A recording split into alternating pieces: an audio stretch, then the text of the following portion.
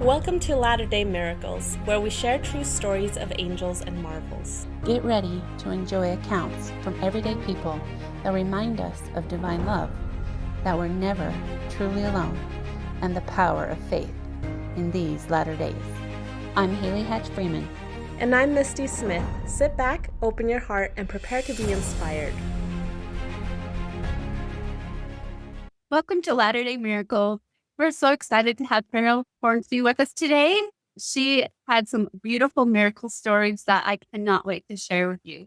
We'll go ahead and do her introduction and then turn the time over to her. Okay.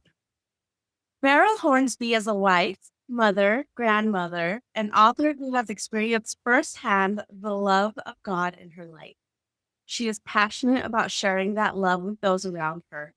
Lift the World is her motto, and Kindness Begins With Me is her favorite primary song. You also wrote a book called If We're Breathing, We're Serving, which I'm so excited to talk about that. And I have a question for you about that. Okay. And I'm also assuming that today we're going to talk about your motto, Lift the World. Mm-hmm. So I'm excited to get to know about why that became your motto. So I guess let's just turn it over to you now, Ferrell. Let's hear about your miracles and stories. I'm excited. That sounds great. I sure appreciate you two having me on your blog.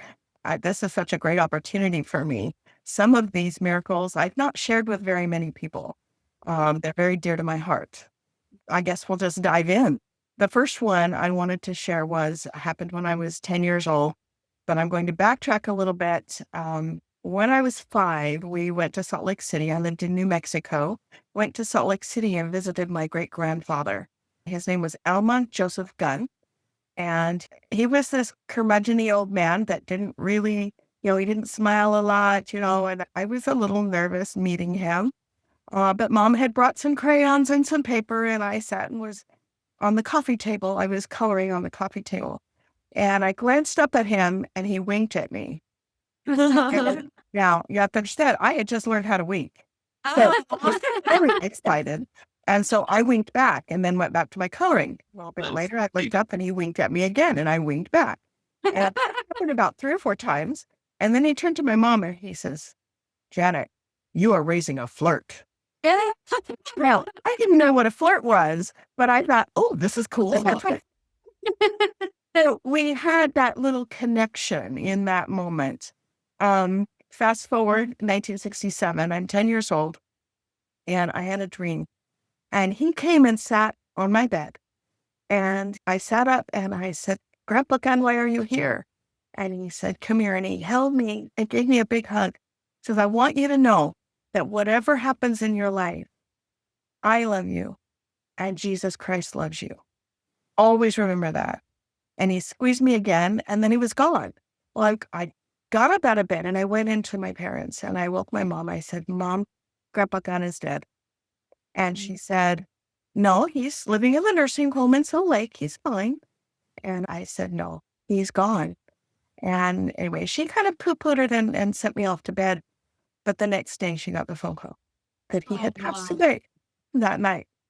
Wow. Now that message has become a very strong focal point in my life, that he loved me and Jesus Christ loves me. Fast forward, 1986. I have 5 children under the age of 10, and I'm living in California with my husband, and I began having pains in my right side. And the doctors checked, and it wasn't appendicitis, so they couldn't figure out what it was. And they had me do a CT scan, which was fairly new in that day. And they had me do a CT scan, and I was in that CT machine for 3 hours. Wow. Can you imagine trying to lay still for 3 hours? And that message from my grandpa kept going through my head. I love you and Jesus Christ loves you. Okay, I can do this. I'm not alone. I can do this. And after it was over, the doctor said, "We're sending you to a specialist down in Loma Linda. You have cancer." Wow. And the specialist agreed with that. It was a mass behind my kidney. And I can remember I was in shock when it was confirmed. And the doctor said, "You have to understand, we're fighting for your life here." And then it hit me really hard. That's what was going on. And it was tough. They put me in the hospital that very day, and I was laying in bed the night before the surgery. And I didn't know what to do. So I was praying, I want to raise my children. They're under 10. I want to be here to raise my children. And I just wasn't getting any confirmation. The priesthood blessings that I'd received, none of them had said I would recover. All of them said, you'll have the strength to endure. That's not very encouraging. Wait, there's something like that. But I was trying to have faith. So then after dinner, the surgeon actually came in my room and he said, I want to have a prayer with you. I'd never had a doctor do that in my life. And I've been in Utah quite a while, but they didn't do that. But this doctor wanted to pray with me. And as he took my hand and he said the sweetest little prayer, that the Spirit of God would be with him and steady his hands and be with the team. And that eased my heart a little bit. Okay, this is a God-fearing man. He's going to do his best.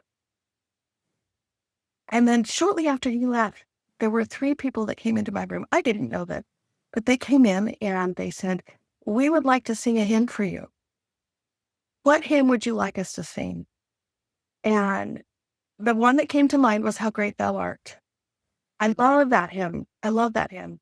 And I was just enjoying the music, and they got to the 3rd verse where it said, when Christ shall come with shouts of acclamation and take me home. And in that moment, I felt the Spirit witness to me that I would not have to go home to Heavenly Father right then. I would be allowed to raise my children. And when that little inspiration left, they were gone. I, to this day, don't know if they were from the other side or from this side, but whoever they were angels to me. They brought me that peace. All right, here comes the rest of the miracle. The next day, I went in for surgery. And when I came out of it, my husband was there and he said, you're not going to believe it. I said, what? They went in and they couldn't find anything. Oh, There was nothing there. wow. In fact, the doctor apparently joked and went, and why are we in here? Yeah. Wow. And so I was completely cured, completely healed.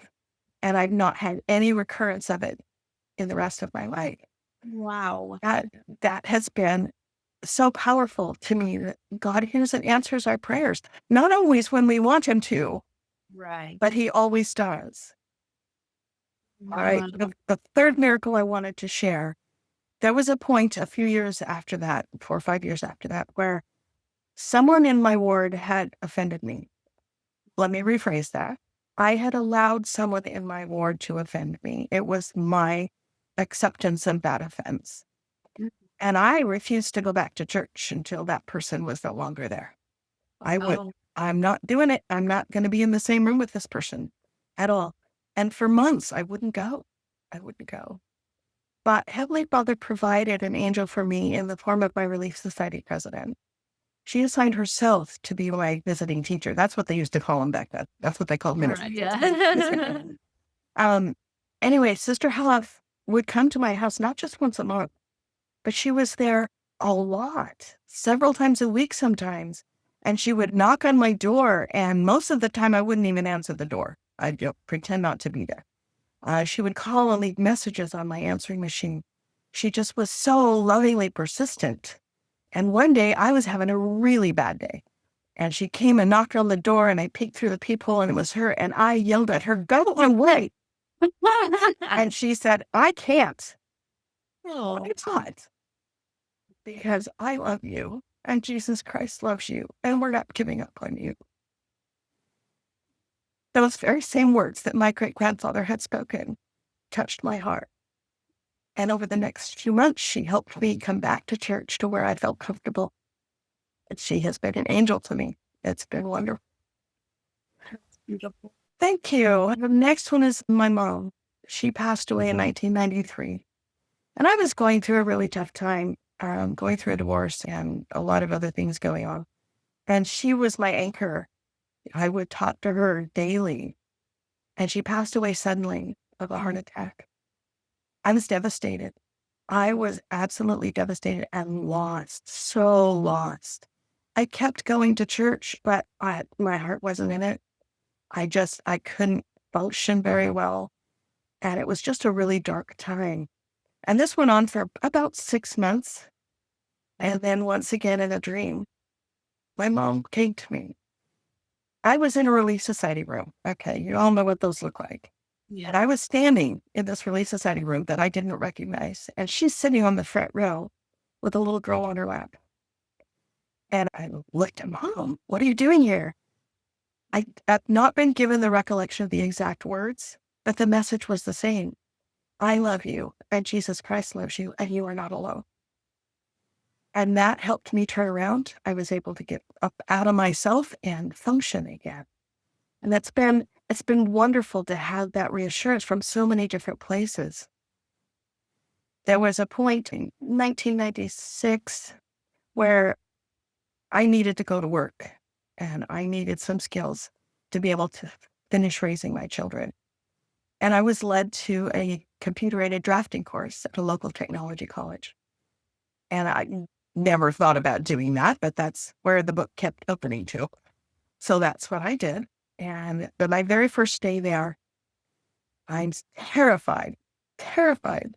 And this man comes wheeling up in a wheelchair with a woman, long, gorgeous red hair, and said, "Hi, I'm Ron." She said, "Hi, I'm Robin." Going, "I'm Ferrell." But they were just so, again, consistently persistent in becoming my friend.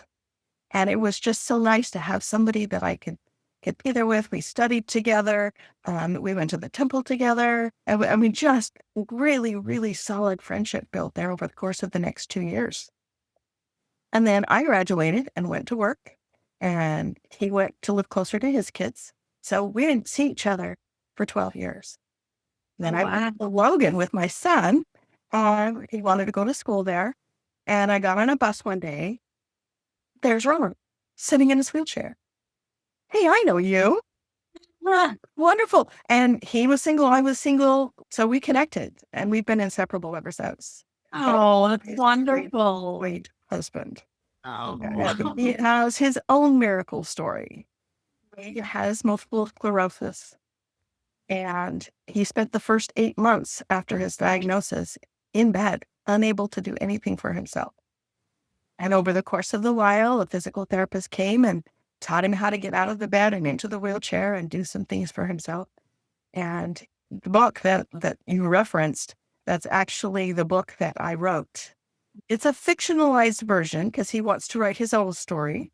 okay. I took experiences that he had, how he first discovered that he had MS and what was going on there, and some experiences he had learning how to function as someone in a wheelchair.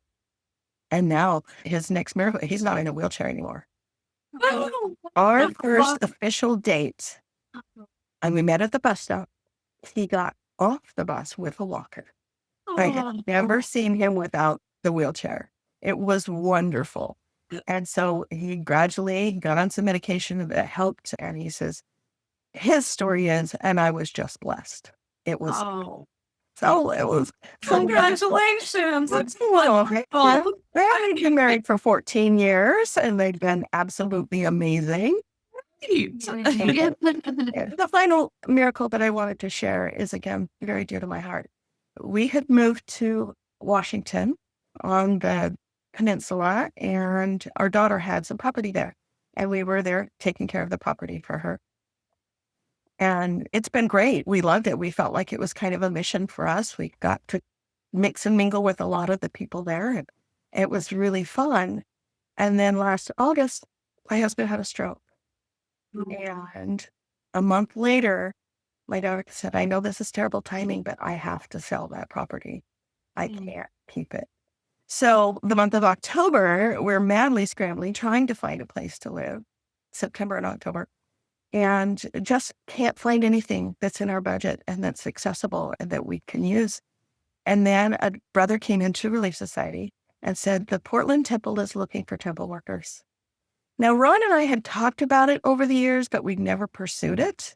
And when I told him that, he said, "It's time to pursue it."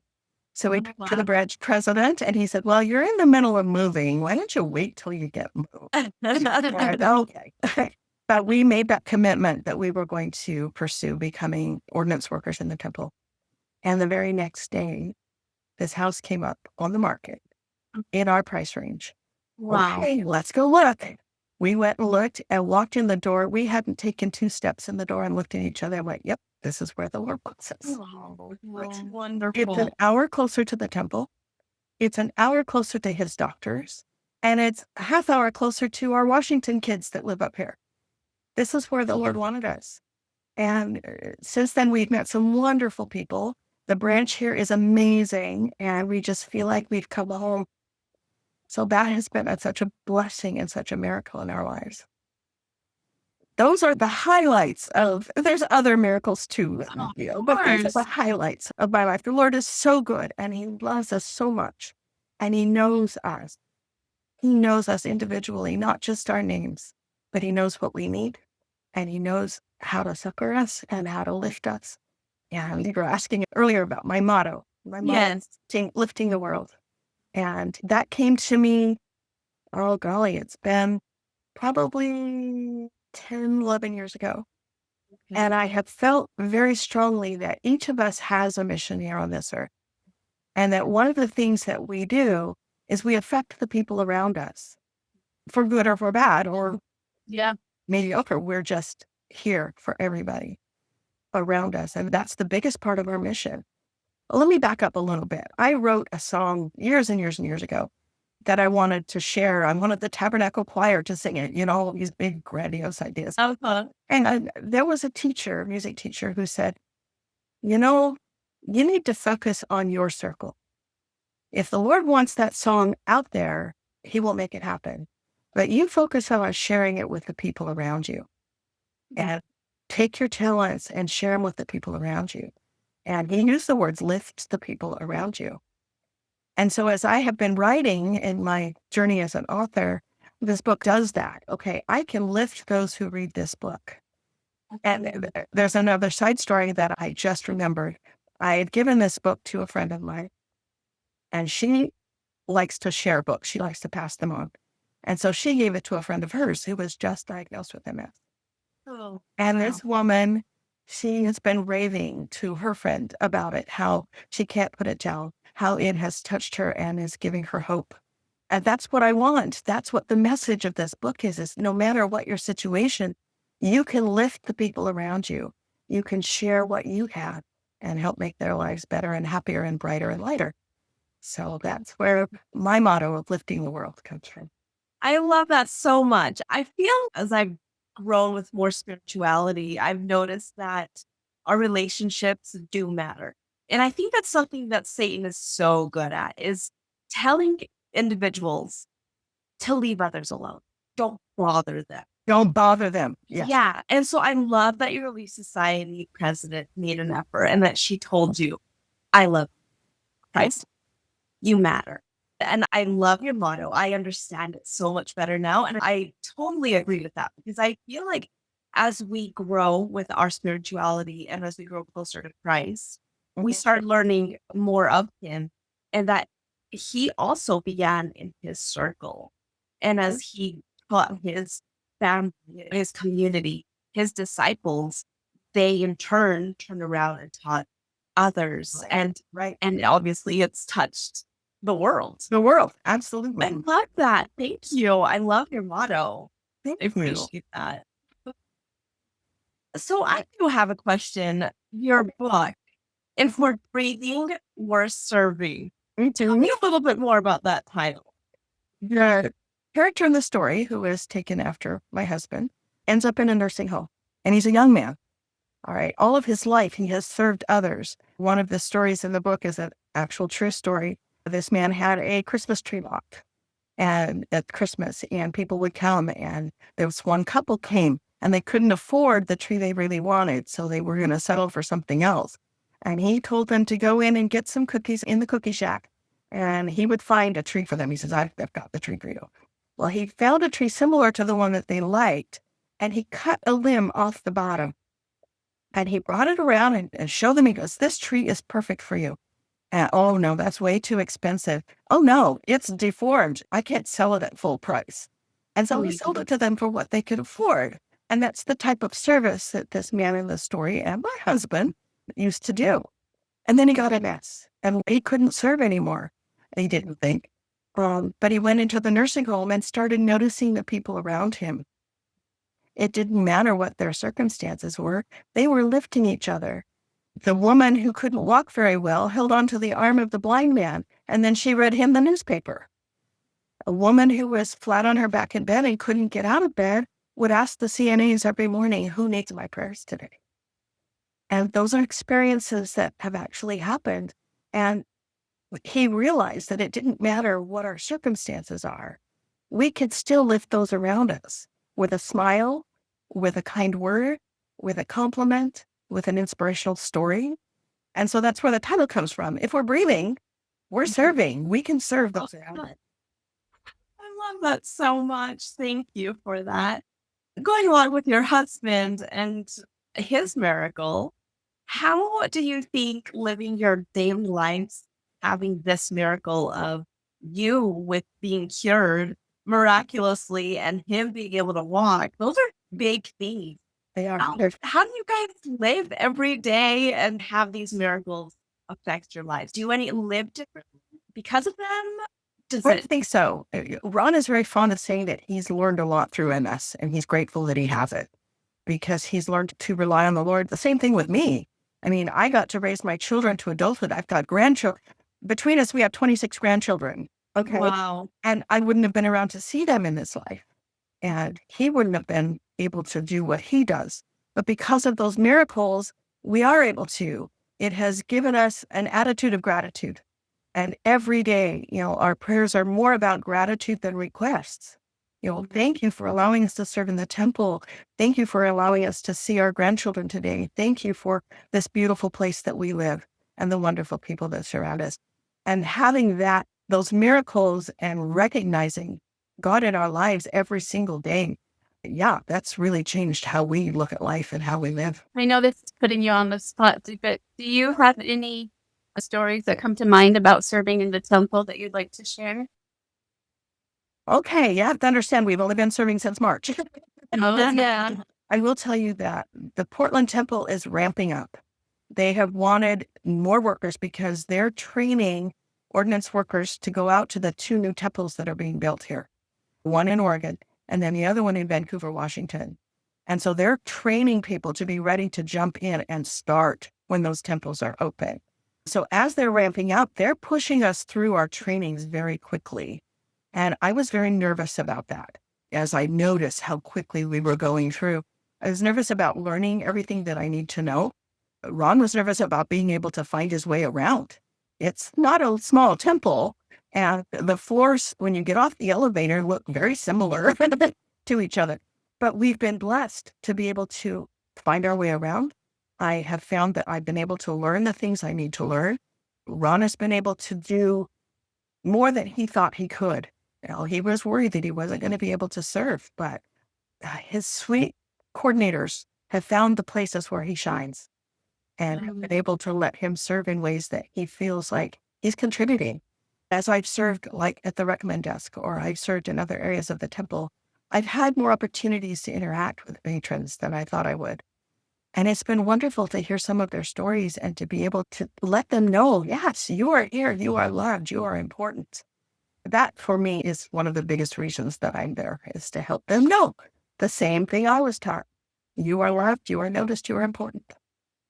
Beautiful. I love that. So, really quick with that, your message to you, I just find it incredible that there's quite a few people that have had messages that are reiterated to them throughout their lives. And I just wanted to point out that I think it's beautiful that Christ is part of that message, that your identity, that you matter, that Christ loves you, and your worth is so important. I just think that's absolutely amazing. It's just something I've noticed is that there's many people that have reoccurring messages, and it's almost like they're key to know that that message is a pure, intentional message for them. Exactly. Absolutely.